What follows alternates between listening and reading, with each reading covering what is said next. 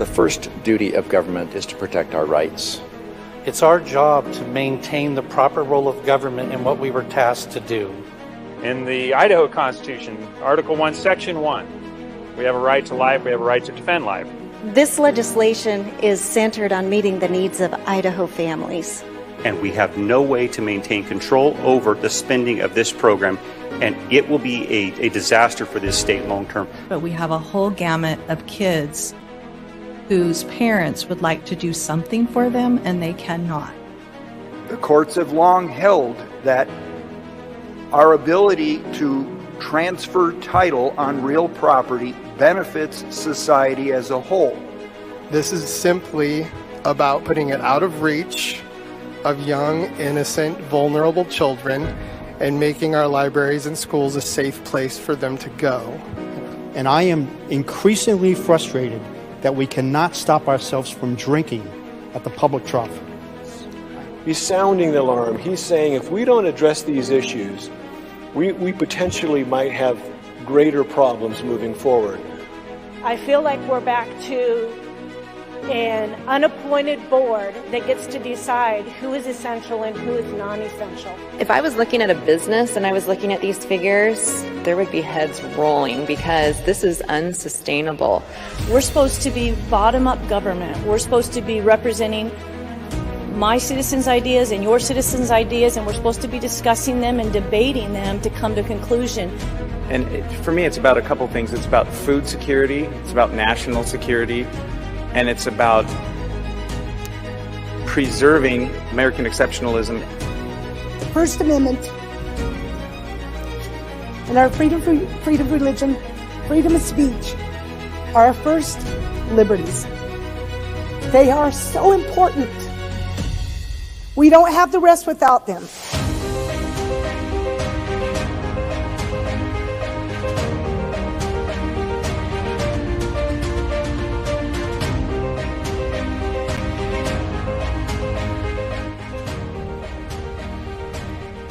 Well, good morning. It's Monday, March 18, 2024. Matt Edwards here. The signal is on the air. We are paying attention. There's a lot of activity happening in the House and Senate this morning. They have gotten fired up already. They just went through a lengthy debate that we'll share with you a little bit in a moment. But right now, it looks like Representative Kevin Andrus is up. He is presenting House Bill 712. This is deals with livestock. Kevin Andrus is our resident cowboy. Let's listen in onto some of his debate here. And I would ask for your green light to help the working families in agriculture get a better hold of this. Thank you. The gentleman for the motion, for the debate on the motion. Lady from 9. Thank you, Mr. Speaker. In the committee, I asked the good lady like to debate. Yes, I'd like to debate for the bill. Lady has the floor to debate for the bill. Thank you, Mr. Speaker. In the committee, I asked the question, so if the fence is between federal permittee and a private landowner, who's responsible for the fence? And the answer was, it's the private landowner. And I think that's very important. A lot of people don't understand about grazing on federal land. You don't have a choice. You have to be in the allotment. And if that private landowner does not keep up their fence, it is not your fault if your cattle get on that private landowner's property. So with that, I support this. Thank you. Thank you, ladies. Further debate on the motion? Hearing none. Hearing no negative debate.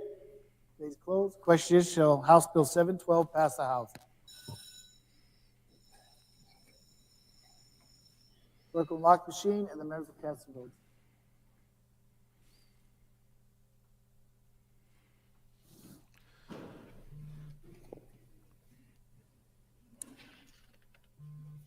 Has every member voted? Does any member wish to change their vote? Clerk will lock the machine and record the roll. Limited opposition 62 here ayes, to this one bill. Absent and excused. The majority have voted in favor of House Bill. As they move along here, House Bill 712 was on the second reading calendar this morning. So the House flew through many bills this morning, close to 12 or so, and now they've moved on to grabbing bills off the second reading calendar, which normally would have taken another day. But one of the bills that we want to pay attention to here is Senate Bill 1291. So if they do start debating Senate Bill 1291, we'll jump over and listen to that. This is 6:32. Over in the Senate, we can check in on what's going over on in the Senate too as well. Senate is on House Bill 664. This is fun. It's like we're in a sports broadcast or something. I don't have my color commentary. 664. Let's listen to this because this deals with artificial intelligence being used in campaigning, in communications. So I know this was a very hotly debated bill when it was in the House, and especially among folks out there in the social media world. And so let's listen to some of the debate here. Election. This technology has now advanced to the point where it is cheap, simple to create, and convincing.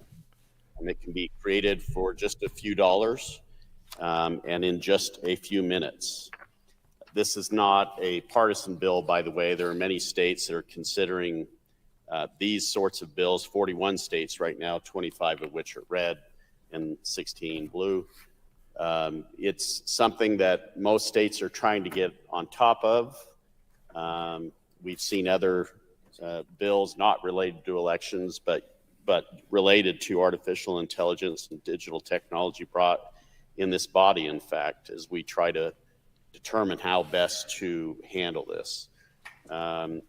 This bill is more about protecting the public so that the public has confidence in the electoral system and can rest assured that when they see an ad, what they're seeing is true, or at least they understand what is fake. And it doesn't ban these sorts of advertisements. The bill just requires that whoever is running the ad make it clear that it contains artificial intelligence or other digital technology, and it's not the candidate that they're portraying that said these things, that they're changing that. If you look at the bill itself. Okay, so this debate's going to go on for a while. It's not very often that Democrats get to stand up and present a bill, and so when they do, they really like to go in on it. Anyway, we'll pay attention to that bill. Let you know how that flows if we can capture the vote on that. So this morning, though, as I mentioned, there was a bill presented, Senate Bill 1380, which passed the Senate a few weeks ago, and it has made its way through the House, and it got onto the floor today. It did pass, and this dealt with the creation of yet another oversight, another government entity that would be watching what happens at Child Protective Services. And as you know, if you pay attention to the news in Idaho, Child Protective Services and a lot of the cases that have come up are really very controversial, very outrageous. A lot of folks have complained to their representatives about the the overreach, the extreme overreach that CPS has in Idaho. And there doesn't seem to be anything done about it. When things go awry, no one seems to be held accountable. This morning, we're going to show you one debate because it was happening live this morning as we were preparing for the show. Representative Heather Scott, who hopefully will join us here later today, so maybe she can dive into a little bit more about the concerns with this bill. But she stood up to give some of her thoughts on this bill, Senate Bill 1380. So let's hear from her. Thank you, Mr. Speaker. I believe there's good intentions here, but as the good lady from 33 said, I'm not sure that this is the answer. This is not the answer to fix what we have going on in this state. Up north, it's kind of a joke. You want a child? Befriend a social worker. That irritates me. That angers me. But that's what they say up north. I have talked to family after family. I'm aware right now of 2 cases that the parents have raised so much money to fight, and they've gone to court and they've won against the state after 2 or 3 years of trying to not have their child there and having to fight the state on this. We have a huge problem in health and welfare, and the problem nobody seems to be talking about is the gentleman on the second floor is in charge of that agency, and he's going to be in charge of this agency, and nothing has been done to address these issues. I have read child protective cases and seen lies within them, and there's no accountability. I have recommended to some families that maybe they need to file a kidnapping charge because I see no reason why their child was taken from them. There is a huge problem, and we do have a solution for this. We have a legislative oversight committee that we have set up, that we can give ourselves the authority to address these issues, to have get more in depth to these problems. It's a reoccurring problem. If I haven't shared enough of the problem, I have also seen a trend in this agency that's targeting ex-drug addicts or anyone that has a child that maybe has a disability, because there's more money in the system for those type of children. And so when you have incentives built within the system, you can do an ombudsman all day long, but it is not going to fix the heart of this problem, which is we have bad people in these positions. Now, most of these social workers are straight out of college, so it's not like they have families of their own. They're in their 20s and 30s, and there's a huge problem within the system. I agree, but I do not think this is the fix, because it is under the same management as this whole agency is. And until this body gets serious about addressing this, we're going to continue to get the calls and to continue to have the issues. It was brought up, the Office of the Administrative Hearing. That is an agency, it's a newer agency to the state. It is an agency where we could put this, where these families could go to a neutral site and bring their stories ahead in front of government bureaucrats and maybe get a better answer. But to do it to an ombudsman that is accountable to the very person who is in charge of the whole health and welfare, we're not going to get anywhere with this. And for that, I'm a red light. And I just ask that, I can tell you just as many sad stories. We need to do something. Let's do something that's actually going to work for these families and these children. And I'm begging you to just vote no on this. Well, there it is. Some passionate debate, some major concerns going on. But once again, the House passed that bill. It was, I think, in the 40s where it passed. And now it will head its way to the governor to be signed into law there. Both the House and the Senate have moved on to appropriation bills now. And so we are going to pay attention to some of the things that are lingering about. And that happens to be House Bill 415. Has had quite the journey so far. It has been 47 days. Is that correct, guys?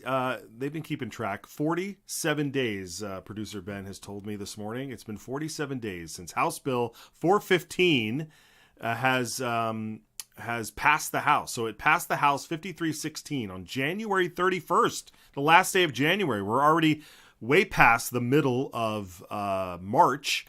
And House Bill 415 is sitting in the drawer, Senate State Affairs Committee. This would allow teachers and staff who already have an enhanced carry permit to carry firearms on campus in the event should something go wrong. And this bill is extremely, extremely important. It also removes these disgusting gun-free zone signs, which are simply advertisements to bad actors that they may have free reign. Thankfully, knock on wood, Idaho is already a constitutional carry state. So you're going to find a lot of people armed around and making sure that these bad actors don't get very far if they even think about it. I can think of a case up here in the north that happened out in the wild, out in a parking lot where somebody tried to do something, and a good Samaritan, a good citizen was there, armed and ready to stop any further harm that would have come. So it's fascinating. It's fascinating that we're having this debate. But House Bill 415 sits in the Senate State Affairs Committee. They tried, the Senate State Affairs Committee tried to pass a watered down, I call it a waterboarded bill, and it failed, thankfully. So this specific topic has not been addressed yet. But the House passed this bill, 5316, and it sits in the Senate State Affairs Committee. So let's keep those calls coming until they have a hearing. Let's call them up. There's the phone number. There's the email address. And we will make sure that they hear from us on this. So continue those phone calls, folks. Continue those phone calls. Also, I encourage you. You know, we've got a lot of bills that are going through the system here, and there's only so much that we can put calls out for. And I know we've been harping on 415, but it's very important. But there's a lot of bills, and I want to kind of get you up to speed on some of those. As we move along here. As I mentioned right before we set up that Heather Scott clip, Representative Heather Scott is planning on joining us, but of course that is always up in the air depending upon what is happening on the floor in the House and anything that might come up afterwards or during that or whatever. So, but she is planning on being here. We want to check in with her because her bill, House 417, was signed by the governor over the weekend. So we'll get into that. And tell you what that was all about. So that was good news. Okay, let's we're going to keep eyes on what's going on over there. I know we said they're talking about appropriation bills, but we're going to take a short break, and we will continue these calls to action right after this. Spending this money surplus, which is not a surplus, it's an overcharging of the taxpayers. The dictionary defines a pledge as something that you give as a sign that you'll keep a promise. As Idahoans, that's what we're looking for in our elected leaders. A sign that they'll keep their word. Talk is cheap, and so are political promises, hidden agendas, and special interests. This is why we created the Citizens Alliance of Idaho Pledge, affirming the values Idahoans have been living by for over 100 years, inspired by the only two documents everyone has agreed to live by. So when an Idaho legislator signs our pledge, inviting voters to publicly hold them accountable, that's what we call political integrity. The pledge restores trust and honesty between voters and their legislators. It means protecting our shared values and ensuring your voice is heard in Boise. And that is priceless. Thank your legislator for having the political courage to sign the Citizens Alliance of Idaho Pledge. And if they haven't, it's time to ask why.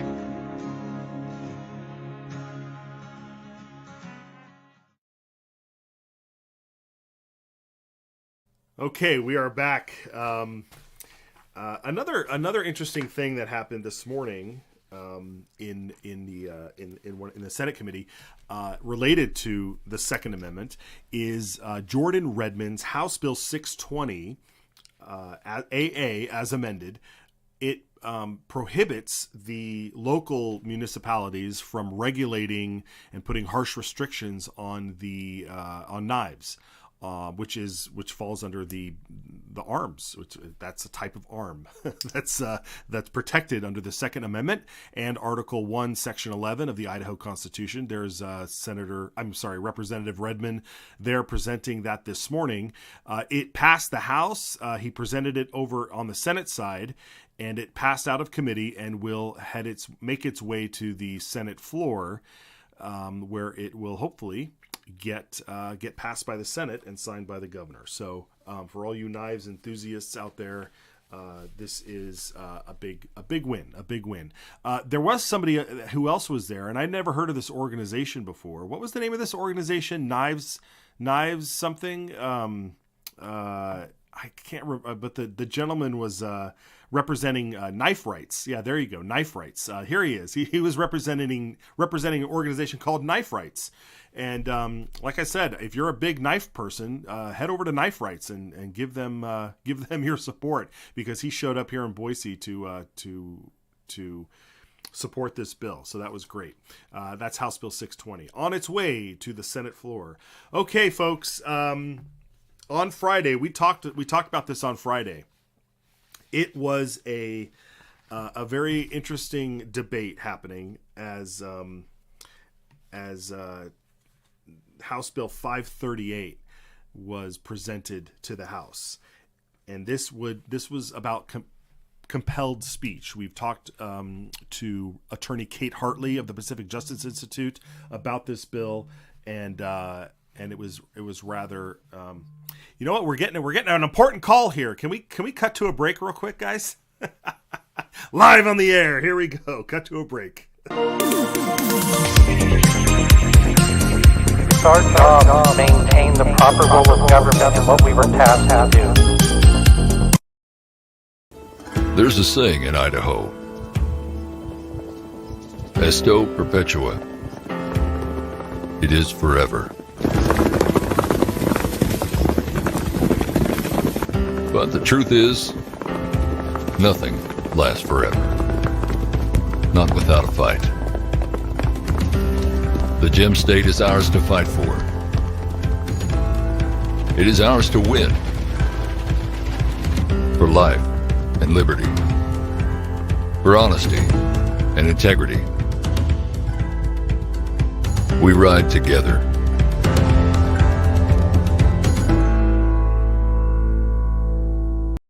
Idaho is a conservative state. That's why leftist billionaires and woke progressives are pushing the ranked choice runoff scheme. Their goal, a radical anti-gun equity agenda. Repeal stand your ground and constitutional carry and pass red flag gun confiscation. This is about taking our guns, destroying our freedom, radicalizing Idaho and changing our state forever. Stop them before it's too late. Open primaries and ranked choice voting will destroy Idaho. Don't let leftist billionaires turn our state into California.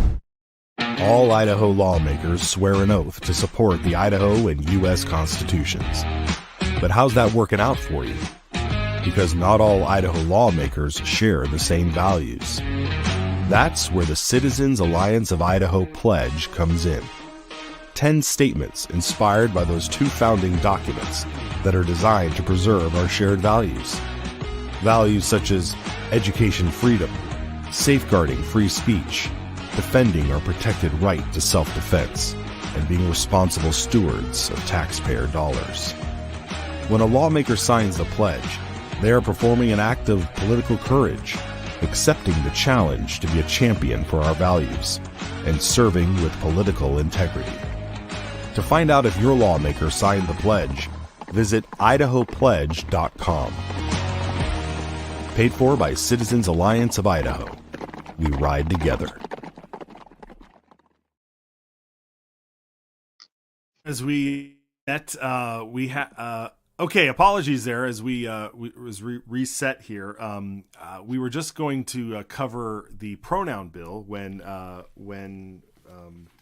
our guest has arrived. So we wanted to make sure we were all connected here and ready to roll. So Representative Heather Scott joins us, having just left the floor. Welcome, Heather. Good to see you. Interesting debate on House Bill 1380 today, which I do want to ask you about that a little bit in a moment here. But I wanted to congratulate you on House Bill 417 being signed by the governor. This allows citizens to pay cash for any fees that are owed the government. Is that how it goes? That is how it goes. I'm going to apologize. I need to be at a meeting, so I'm going to be walking there. Okay. You go whenever you need to. That's fine. I think this should be all right if you can see me okay. So what it would do is it would require government to accept cash, just like it accepts credit cards, and they could not charge you extra for paying in cash. And so that's what that bill does. And I actually, because I was going to.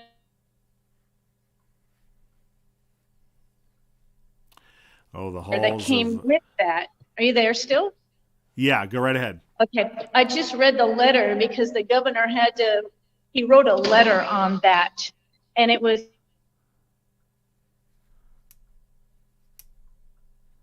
These are the moments that can't help us. So maybe we'll catch up with Heather when she comes back from her meeting if we're still on the air.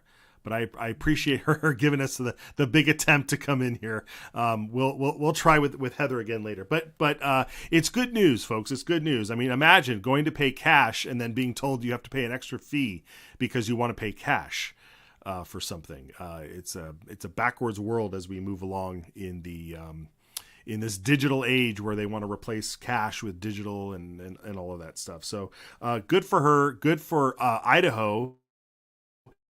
And good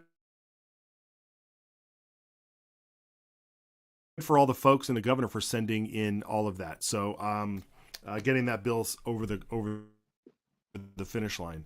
Okay, we'll keep tabs on Heather if she comes out of her meeting and can join us. We will do that as such.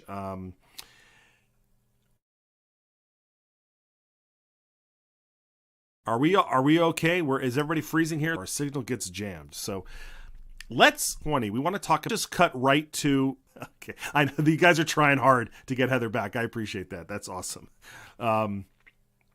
Is she outside? Is that what happened? Oh, there we are. We're outside. Now you're looking good. Okay. You were just telling us about the governor's letter. Can you back up there and tell us about the letter? I apologize. My Wi-Fi jumped off. So the governor wrote a letter with the bill basically saying his agencies would need to monitor this to see if he needs to make any changes in the future to this legislation. So at least he signed it. That's good. And so I think citizens are happy that I've tried to get that bill passed for the last few years to try to get companies to have to accept cash, but I couldn't get it done. So that's why we went for the government. We need to make sure the government doesn't charge more if you want to pay cash. Yeah, that's key there. And what's interesting is that when you do go to businesses, a lot of the times you pay a little bit less if you pay cash because they're always trying to pass on those credit card fees to the consumer. So it's interesting that the government was trying to do the opposite. And it was funny during the testimony. They were so one of the testimony was like, well, it's so hard. It might cost more to pay cash, and it's security issues. And I said, hey, we've been taking cash for over 100 years in this state. I think we'll be all right. The amount of excuses to push us further into the digital world is scary. So real quick, I know you're headed to a meeting. The Senate Bill 1380. We played your debate this morning on against Senate Bill 1380, and you had mentioned how much contact you've gotten from parents that have had issues with Child Protective Services. Can you now that it's passed and it seems like it's gonna be signed by the governor, if you're still with us, can you give us a little bit of insight as to what we can do in order to find some accountability with this department? Yeah. Can you hear me? Yeah, go right ahead. Okay. So yeah, that bill was actually sitting up. Don't believe a word. We got a bunch of legislators. There's the Main Street Caucus right before your very eyes. Headed. So anyway, that bill is really bad. We want to help deal with this foster care issue, but what they're doing is setting up an agency, a new agency under the same governor that literally doesn't have oversight over his health and welfare. He can't get that under control. And now we're going to put him and let him appoint someone into a new agency which has no legislative oversight. It's a no legislative and no judicial oversight. And so it's crazy that bill passed, but as you see, a lot of things crazy happen here. Yeah, they certainly do. All right, Heather, we're going to let you go. We appreciate you checking in with us, and we'll get you back, especially when we get better signal too. So thanks for joining us, Heather. Okay, well, she's gone. All right, folks, very good. Okay, I appreciate you sticking with us. We're a lot has happened in the 30 minutes since we've been on the air. It feels like it. I hope at the very least you offer us a little bit of grace as we get through these live this live pro. This is live. It's all live. It's all happening live. I tell you when it's not live, but it is live, and so we're grateful that we have the ability to hook up with these folks with the technology that we are using. So I want to get into House Bill 620. I know we've taken a break. We've taken several breaks to try and recapture things here. So we're not going to take a break. We're just going to jump right into it. Is everybody cool with that? Can I get a thumbs up from y'all? Can I also just offer this? If you have questions, if there are things that you want to figure out, what's going on, please give us a comment. Leave us whatever platform you're on. We've got our folks watching these comments and watching them come in during the live show and during, if you're watching it on an archive. So please ask us questions. We will try our best to answer them and to get you the information that you need. So, but we really do appreciate that. Okay. Let's move on here. We thank Representative Heather Scott for joining us, and we know she's got to go to a meeting, so we'll let her go do that. All right, House Bill 538. House Bill 538. Sorry, guys, not 620. We already talked about that. House Bill 538. It passed in the House. This is the compelled speech pronoun bill that passed in the House on Friday. I want to open up. We got a bunch of clips lined up. I want to open up, set the stage for Representative Ted Hill here, who presented the bill to the body. So let's cut to that. This is a simple bill. Everyone can laugh at that, but it's not. We'll talk about compelled speech and what we're going to do. Compelled speech, the problem we've been having is the United States Supreme Court clearly holds that compelled speech is contrary to the First Amendment, and it offends the First Amendment. This is a constitutional issue. There's been entities across the state and across the country that have not been vigilant in protecting us against compelled speech, and we can see a lot of instances how far out of control that's become. As of recent, schools, employees, teachers have been under significant pressure of recognizing these gender pronouns under fear of reprisal or even being fired. We see that, and that's a challenge. And what we need to do is this particular legislation will prohibit any government entity from compelling any government employee from using any gender pronoun or title that does not correspond to the biological sex of that individual. And that's the core of this. Is recognizing First Amendment rights is the key. The key here is everyone's constitutional rights are recognized. I repeat that, everyone's constitutional rights are recognized. And this does not prohibit pronouns and titles in schools or anywhere else. It just means it's no longer mandatory. It's not going to be compelled or bullied. So I can recognize that all day long. We're not going to do this. It's just, it's inappropriate, contrary to First Amendment rights, where someone is forcing me to say something I don't want to say. Clearly First Amendment rights. This is a First Amendment right issue, period. Now, there's been some issues out the teachers when I had the committee and I tried to get them to come forward and testify, they wouldn't. They're fearful of repercussions. That there's 22 school districts now in Idaho that have policies in place. Some may be threatened firing if you don't follow them. So these teachers would not come forward. None of them would. Hey, can we pause this? I'm Can we pause it? One came forward and said, that is incredible. Let's just take that in for a moment. There are this bill is trying to help teachers who are being forced or feel compelled to say things they don't want to say. I'm trying to find the right words here. To compelled to lie, all right? And here's a bill that is trying to help them, and they're afraid to show up to testify on behalf of it. They're afraid to come forward and say, this would actually help me out a lot because of the reprisal that would come their way. Yet, on the other side, train after train after train of folks coming in saying how this would harm their alphabet rights, whatever letter they are in the alphabet, that this would hurt them. They have no problem coming through voicing their grievances that it's going to hurt them. But is it really going to hurt them? Does it really hurt them? I was just in Boise last week.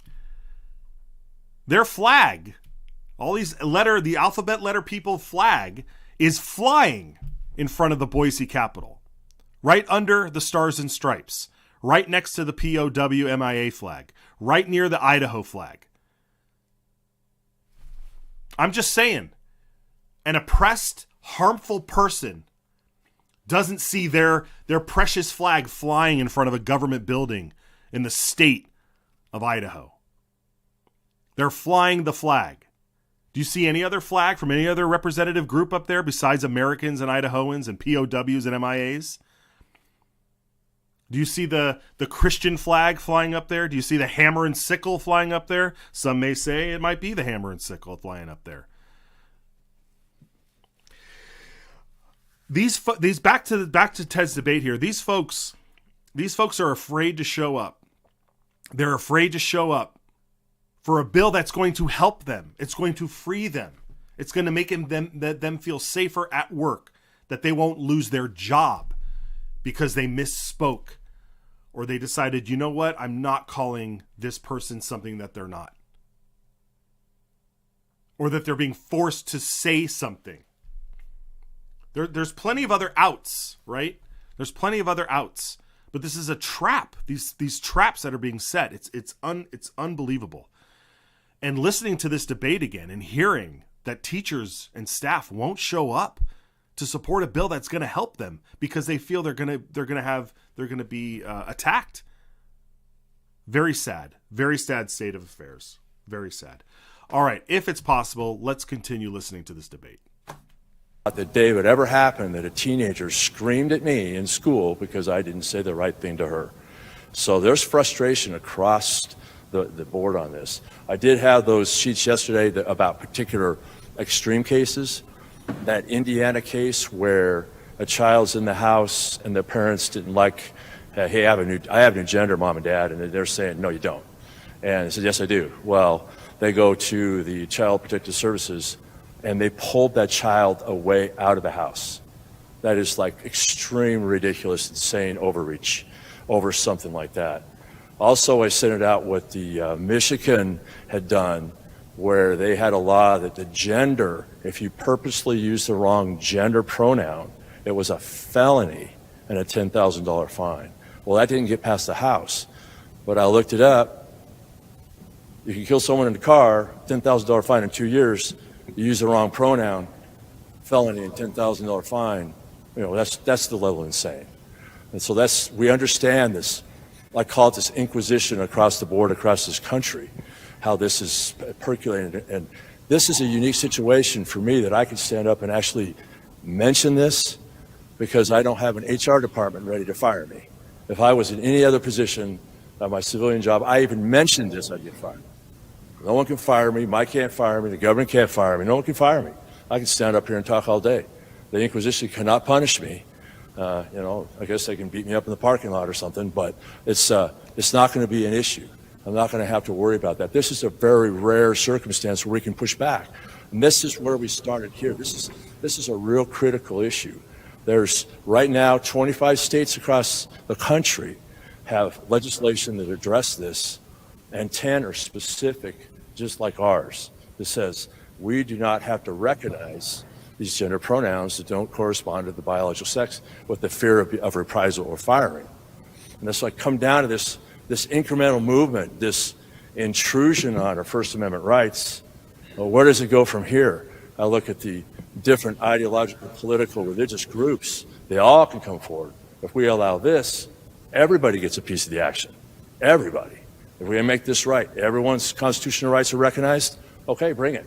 So we're going to all walk in here with name tags and banners and flags and screaming at each other because we're not recognizing the right words or whatever.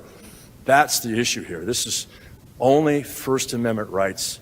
It's an incremental intrusion. This is a battle line we have to draw. This is the battle line. It's First Amendment rights. And that's the whole issue here. I want to keep that focused. And that's what we need to do.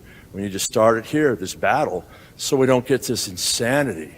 You know, out in the private sector, I have absolutely no, Okay. I have to be completely. Let's cut out of this. Thank you very much, Representative Ted Hill, for bringing this bill forward and taking it on. You know, he's right. He doesn't have an HR department, but he does have an ethics committee. He does have his voters that he needs to answer to, and so I imagine people in District 14 are paying attention to this.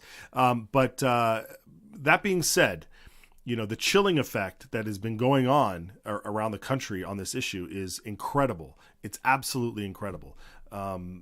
Representative Hawkins, a real favorite here of the program, stood up and gave a very succinct debate on this bill. Let's listen to that. Gentleman from 17, when he read from these last things and said that there was no room for any discussion here, apparently there's been quite a bit of discussion because somebody's already been harmed for sticking to their First Amendment right and possibly lost their job. So there has already been a process in effect. They've been harmed, and there needs to be a way that they need to be able to go in and get remedy.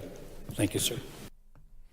And what Representative Hawkins is referring to there, I imagine, at least in some instances, is what happened in his district, Legislative District 2 out in Shoshone County. A high school graduate wasn't even calling someone a different name. They just said boys are boys, girls are girls, and and there's no in between. And he was told he couldn't graduate high school. I mean, he couldn't participate in the graduation ceremonies. And then a job that he had lined up with a fire department was rescinded. It's incredible. It's incredible. So that's what's going on with this bill. This is what it's here for. We have another clip coming up, so let's just go cold into that one. I would like to thank the good gentleman from 14 for working on this bill. Would you like to debate the motion? I would like to debate the bill. Thank you, Good Mr. lady has the floor to debate the bill. In favor of the bill. This was an issue I was working on over the summer because of the number of complaints I had heard from southeastern Idaho schools. And I ran out of bandwidth. And the good gentleman agreed to take on this issue that is difficult. But I want to just share a couple of examples that are putting our teachers and our children at risk in school. And that is students being called to the principal's office for reprimand because they happen to say hi to a friend from a previous semester in the hallway, not realizing that this friend was now going by a different name and gender. Unless you're going to tattoo it on your forehead or wear a badge, our children are stuck when they don't realize they've made this change, and they're left in an awkward position where they're the ones getting reprimanded for very innocent and what I would describe as desired behavior. Yeah. Okay. So exactly. So more examples of what's going on. You know, we're confusing our children. It's incredible. It's absolutely incredible.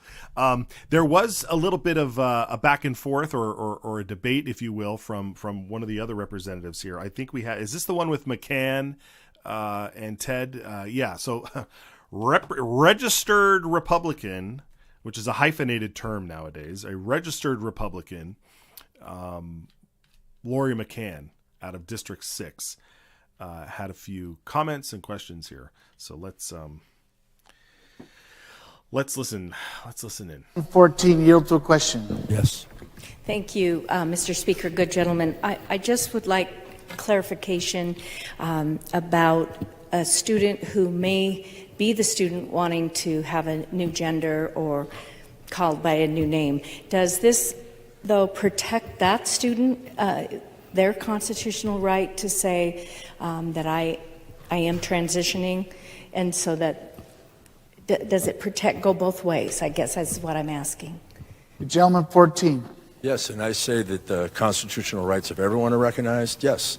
And the thing is, I will recognize that gender. I will recognize your pronoun. I will do whatever you want. Just don't shove it down my throat and make me do it. That's the key. It doesn't matter who it is, what it is, whoever else wants to force me to say something about that. No. That's the thing. This doesn't change and prohibit that at all. Continues. I will be more than happy to say that. Just don't scream at me and yell at me and tell me I got to do something I don't want to do. Okay. That's the real fundamental issue here. Thank you.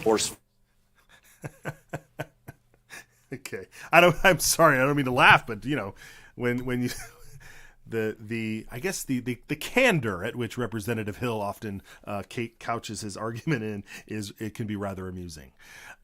Okay. Representative Brent Crane, ever the statesman here, wanted to account an actual issue, like the real problem, an underlying safety problem, and just an overarching, 50,000 foot view of what we're looking at. The fact that we are dealing with this issue. Representative McCann stands up and asks a question that should be obvious to anybody, which is, if we are not going to compel a person to lie over here, then we are not going to compel somebody over here to call themselves whatever they want. It's like, I don't know what world these people live in. It's bizarre to me. Okay, anyway, Representative Brent Crane, let's roll this clip here. Mr. Speaker, and ladies and gentlemen, 2 Sunday nights before we had legislative session, a friend of ours that my daughter plays volleyball with had us over for dinner. He's an Nampa police officer, and he started telling police stories. I like to hear police stories, so he started telling me what's going on, and he said, I had a situation the other day where I was called out to a domestic dispute, and he said it was a domestic dispute between 2 lesbians. And he said, when I rolled up, he said one of them was very distraught, and she let me know that she identifies as she, her, and her partner identifies as they, them.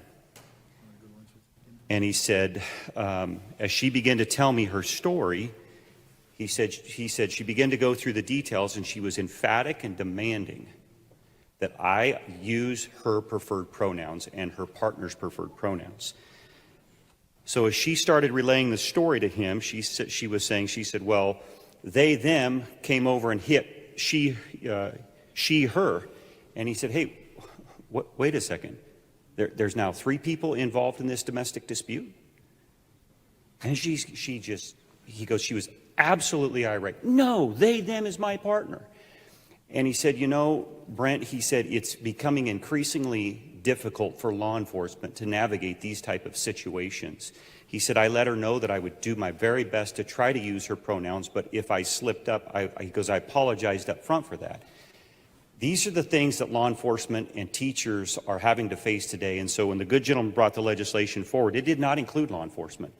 But that is something that I asked him to make sure that he includes, because law enforcement is facing challenges in this space. So with your permission, Mr. Speaker, I would ask the body to give this their green light.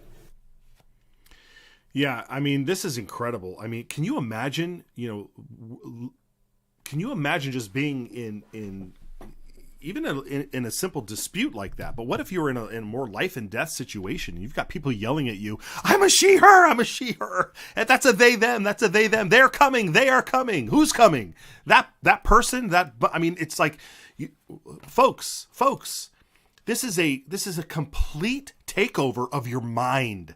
Okay. I feel like I'm going to go into Alex Jones mode here. Like, they are messing with your mind. That's all this is messing with your mind. We have language. We have proper pronouns that refer to people in order so that we can communicate with them, so that we can communicate civilly. If you are enforcing all of these like crazy upside down world definitions to things and redefining all of our entire language, all that will do is create division. All that does is create division. It stops me from connecting with you if we have a disagreement and move forward. If we can't even agree on the simple facts of things, we will never figure out the real problems. And when you start messing with actual facts, with actual definitions of things, all that leads to is division. That's it. And that, to me, and to a lot of people, feels like this is the goal. And they are manipulating children. They are manipulating mentally ill people. They are using them in order to divide. It is absolutely imperative that we stop this. Ted Hill is right. This is a line in the sand. And it starts with this compelled speech, which then transitions into the public money for transgender surgeries. It's all connected. It's all connected. And we are under attack. Common sense is under attack. Our values are under attack. And that's why it is so important, especially when it comes to these First Amendment issues, that we stand tall and we say, no, you will not mess with the truth. You will not mess with the truth. And we will address the underlying issue. And there's so many of it. There's so much of it. And it all starts with a belief in the truth. You need to get to the truth. You need to get to the truth. And we need to be defenders of the truth. Okay. We have one more clip. Representative Ted Hill bringing it home. So let's listen to this. Let's listen to this closing debate. Speaker, I think the key is everyone understands nationwide that this particular agenda has kind of gotten somewhat out of hand, where some speech, if you do not follow a speech, you can go to jail. That's just not, this has gone, it's like, that's what, it didn't happen, but you're shaking their heads. But Michigan threatened that. They actually got all the way through the House. The gender says you used the wrong gender, purposely used the wrong gender, it's a felony. And guess what? In Canada, it's something similar already. So this is out there. So we want to make it fair. And I will make a special effort when I'm out there, when I go back to my job, and I will make a special effort to recognize these pronouns, genders. I will make a special effort. But I'm sure not going to be happy. Nobody shoves anything down my throat, whoever that is. I felt like I'm in junior high. I'm being bullied when someone's saying, I got to do this, I got to do that. I wouldn't have made it long in Nazi Germany when you used the ultimate compelled speech of Heil Hitler. Well, no, I'm not going to do that. Well, you're on your way to the concentration camp, Mr. Hill. But it's just, that's the extreme level. But you have to say, where does it stop? The stop is, this is it, this is the line. Nobody gets to say anything. I want to be called your lordship, sir. And if I don't get that, I'm going to be upset and I demand it. Well, that's ridiculous. And this is fair. And I will recognize, and I will make an absolute supreme effort to recognize this. The key is mandatory bullying, force speech is everything we're talking about here. And if we don't put this back in the box, what's next? What else is coming next? Extremely important. This is the line in the sand. First Amendment, that's what we're voting for today. Amen, your lordship, sir. That's it sounds like a joke, but he's exactly right. It's what we all have been saying. We allow this to happen, to just let them compel us to say things, and we're either going to go crazy or we're going to push back so much so that we're the ones that get fined and arrested. And it's already happening. They're already trying to do that. They're already trying to do that. That Michigan bill, $10,000. And sure, the defenders will say, oh, no. If you accidentally say, sir instead of ma'am, if it was an accident, it's okay. But if you keep doing it, it's like that meme of that dude that walks into like a comic book store and he gets all mad, it's ma'am, Yeah, there it is. I don't know how you can put that one on screen, but that's the one. Or do you guys remember that video where I forget where the dude like strangled Ben Shapiro, like put his hands around Ben Shapiro's neck. He's like, you call me a man one more times, and we're gonna have it out, or something like that. I mean, and that was years ago. But I'm sorry. Like, I'm preaching to the choir here, but you folks, you got to wake up, man. And we are not in California. I'm not broadcasting from Santa Monica. We're not talking about California legislators. What was the vote tally on this? I mean, you're going to see all the Republicans vote for it, right? Let's see what the vote tally was. Here it comes up. 55. I want you to take note. 55, 11, 56, 58. Was everybody there? Wheeler wasn't there. 58, 11. So all of the Democrats voted against it, which was to be expected. But this is just the first stage, folks. This bill, now that it passed the House, it's going to the Senate. And where is it going? The Senate State Affairs Committee, where bills go to die, where good bills go to die. Will it die there? Will it have a hearing in the Senate State Affairs Committee where all these folks will come in, all the pronoun folks will come in, and they'll tell their sob stories, and they'll say how this will put them in camps and all this stuff? It's ridiculous. But it's going to go through it again. We've got a couple of weeks left in the session. Are we going to see this bill show up? Like 415 is just languishing there? So this is a serious issue. You've got every Republican behind it. There he is. There he is. Oh, you guys. It's ma'am. I mean, look, if this bill doesn't go through, this is the guy who's in charge. This is the guy right here. Okay. Oh my goodness. If we don't laugh, we cry. If we don't laugh, we cry. Oh man. All right, folks. Just a note here for all you military folks out there. We are watching action on the Defend the Guard Act. It has a hearing today in the House Transportation and Defense, I think is that committee. And they're going to convene at around 1:30 or when they adjourn the next time, if the House goes back into session. So if you are interested in watching the Defend the Guard Act, which if it passes the House, it would be the first bill in the country to make its way to a governor that deals with Defend the Guard. So we're keeping tabs on that one. And if you are too, it's having a hearing today in the House Transportation and Defense Committee. So look up that committee, sign up for a testimony if you are remote, and offer your thoughts on the Defend the Guard Act. Good folks are working on that. Okay, man, what a Monday. It's only Monday. Good Lord, I'm tired. This is incredible. Okay, I promised this. I just want to make sure everybody's aware. So on Friday, that bill, the pronoun bill, passed. The compelled speech passed. Also, the House passed Senate Bill 1317, which was the Gadsden flag plate, the "Don't Tread on Me," the yellow "Don't Tread on Me" license plate, passed the House. So it's on its way to the governor. If the governor signs it, then you could show up and get a license plate that has a Gadsden flag on it.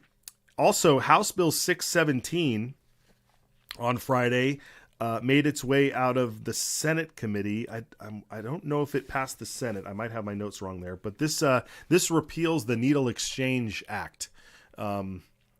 We talked about this a couple of weeks ago, how Megan Blanksma championed this needle exchange program in Idaho. And of course, like all good programs like that, it completely went sideways to where needle exchange centers were actually handing out more drug paraphernalia and giving people doses of this and hits of that, just one more. So that thing went sideways. So they're trying to repeal that now. She's trying to clean up her mess during an election year. So good luck with that. We do hope it gets repealed, by the way. And yeah, there's a bunch of other bills here. We're going to keep tabs on it. But I encourage you all to make sure you contact your representative and your senator to let them hear from you. Let them hear from you. The ACLU is out there rallying people to show up to these hearings and get on phone calls and write emails and such, and we got to do the same. Otherwise that flag is going to be in front of every city hall in Idaho. All right, folks, that's it. IdahoSignal.com is where you can keep in touch and support the program. We appreciate all of the love out there, and make sure you stay on top of the signal. You drown out the rest of the noise. You stay on target, folks. Stay on target. We will see you next time, which is tomorrow. Take care. This bill, I think, it puts a stake in the ground that says we have a sovereign right to protect what's ours.